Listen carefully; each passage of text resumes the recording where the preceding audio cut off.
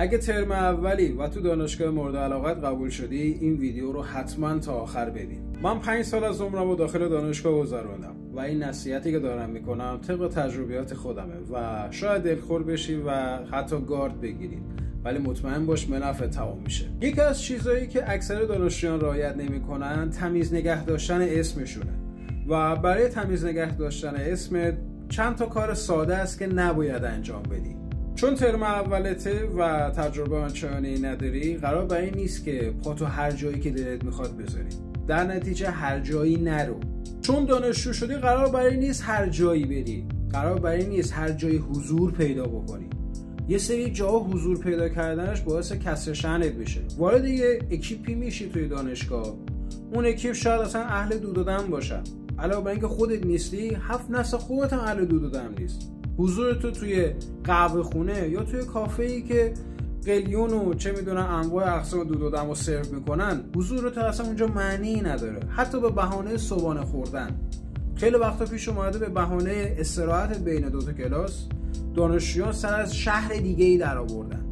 نیازی نیست هر جایی بری به عنوان دانشجو. بشین داخل به قول معروف حیات دانشگاه، همون گوشی بازی بکنی چه خبره؟ درسته رفاقت خوبه تو دانشگاه، بیرون رفتن خوبه، حال میده، ولی تجربه شخصی من میگه جز هدر دادن تایم شخصیت هیچ چیز دیگه ای نداره. آزادی عمل توی دانشگاه هیچ وقت با آزادی عمل در دوران دبیرستان و راهنمایی قابل قیاس نیست. در نتیجه نباید داخل دانشگاه هر رفتاری رو انجام بدی. تجربه نداری، یکی میاد اون کار رو پیشنهاد میده. اصلا من نمیخوام بپردازم به جزئیات اون کار، ولی وقتی یه کاری رو میبینی حال نمی‌کنی باش، جزء چارچوب اخلاقی مشخص خودت نیست، انجامش نده آقا. لطفاً هر کاری رو تو دانشگاه انجام نده. تو دانشگاه با هر کسی معاشرت نکن. قرار برای نیست که چون معاشرت نداری ادای کسی رو در بیاری که اصلا نیستی و فرسخا با تو فاصله داره. خودت باش و در این حال که با شخصیت خودت داری رفتار میکنی و ادای هیچکی رو در نمیاری، با هر کسی هم معاشرت نکن. مخصوصا 2 ترم اول هرچی زودتر تلاش بکنه برای معاشرت با همه همکلاسیات بیشتر ضرر میکنی و فراتر از تصور آدم ها میتونن نقش بازی بکنن. در نتیجه تا ترم آخرت صبر کن و آدم ها یواش یواش با گذر زمان ذات واقعیشون رو بهت نشون میدن.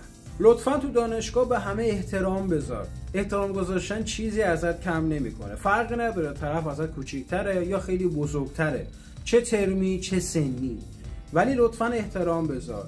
ولی در این حال اگه احترام گذاشتی و اینجا یه پرانتز باز کنم، من چندین واحد درس اصول پرورش گاو و گاوشناسی گذروندم. وقتی به یک شخص احترام گذاشتی و اون شخص عین گاو فقط تو رو نگاه کرد، نیاز نیست دوباره به اون شخص احترام بذاری. اون شخص گاوه. تو هیچ جوره نمیتونی این قضیه رو عوض بکنی یا اصلا تغییری تو طرف ایجاد بکنی. احترام به تو بذار، ولی از یک بار بیشتر نه، چرا که هر کسی لیاقت احترام تو رو نداره. با انجام این کارا هم اسم تو تمیز نگه میداری، همین که دیگران بهت بیشتر احترام میذارن. برای احترام گذاشتن بیشتر دیگران به خودت باید اول به خودت احترام بذاری، یعنی یه سری چارچوب اخلاقی و رفتاری داشته باشی.